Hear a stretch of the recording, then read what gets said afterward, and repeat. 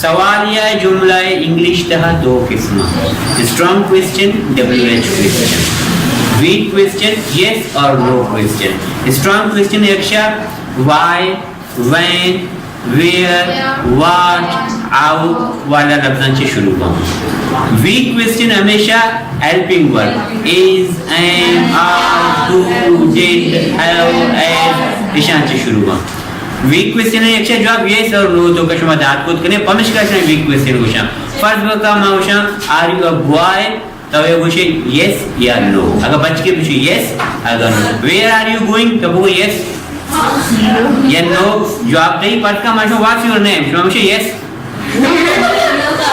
नहीं होगा ना रबिते ना हां are you a boy are you a boy are you a girl are you a boy Yes. Are you a girl? Yes.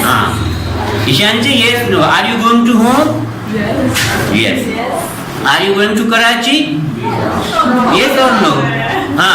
Why are you going to Karachi? No.